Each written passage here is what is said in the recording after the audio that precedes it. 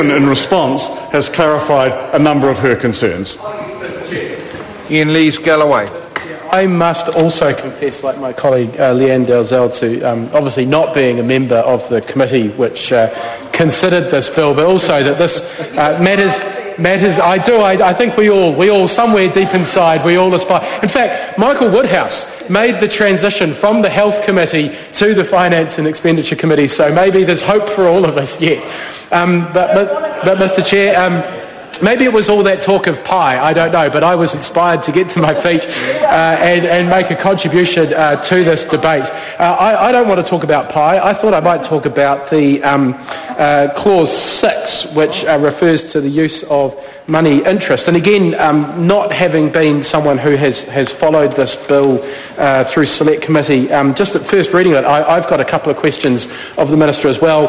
They're probably easily answered by any member of the Select Committee, actually, but the 6.1 says a person is allowed a deduction for any amount of interest they are liable to pay under Part 7 of the Tax Administration Act. Now, Part 7, put simply, says that a taxpayer is liable to pay interest on any unpaid tax to the Commissioner in accordance with this part. In other words, if you don't pay your tax on time, there is a use of money interest applied to those unpaid taxes, and you're liable to pay that tax. Now, this Clause 6 brackets 1 says a person is allowed a deduction.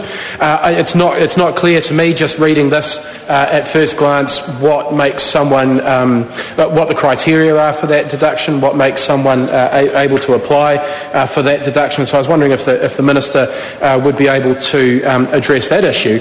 And in fact, in an earlier bill, I was lamenting the fact that the IRD now owes me money. Does this work the other way, where the IRD actually has to pay interest on the use of money they have if you end up overpaying tax or student loan fees or anything like that? So you could buy more pie with that interest that you earned.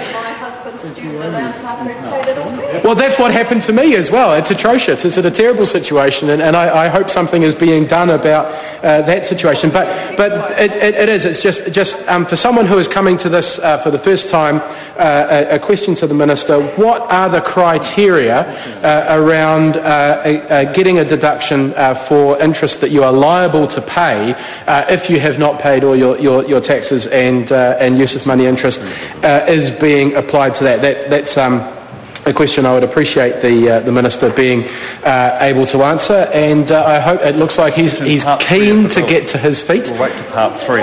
And give us an answer. That would be fantastic. In Part 3, that's where it comes up.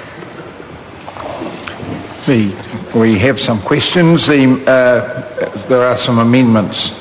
So the first question is that the Minister's typescript amendment as set out on SOP 254 be agreed to.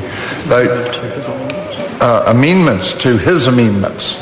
You're right? You want me to read that again? You're right? Right, read it again. The Minister's typescript's amendments to amendments set out on SOP 254. Clear? Question is that the motion be agreed to. Those of that opinion will say aye. Contrary, no. The ayes have it. So we now have the Minister's amendment set out on SOPs number 254 as amended and 263 be agreed to. Those of that opinion will say aye. Contrary, no. The ayes have it. The question now is that Part 1 as amended stand part. Those of that opinion will say aye. Contrary, no. The ayes have it. Party vote. The clerk will conduct a party vote.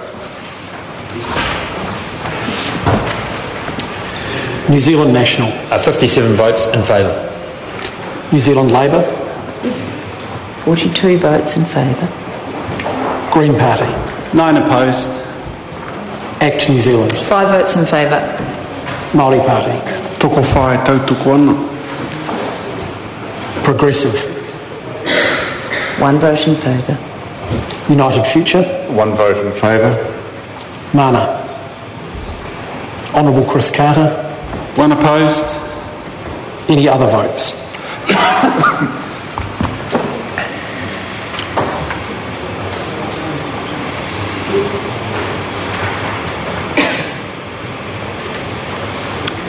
The ayes are 110, the noes are 10, so the motion is agreed to.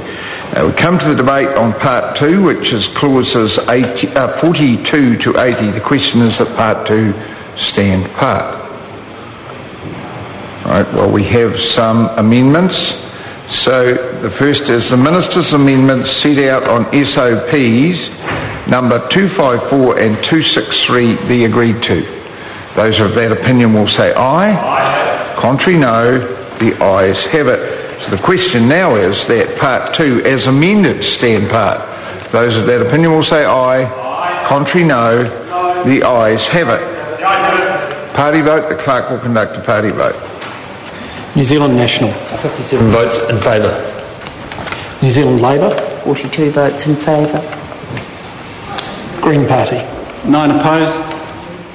Act New Zealand. 5 votes in favour.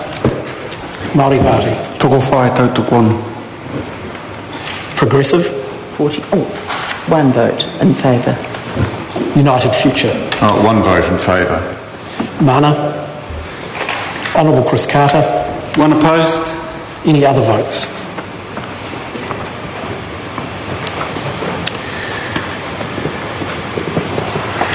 The ayes are 110, the noes are 10. The motion is agreed to.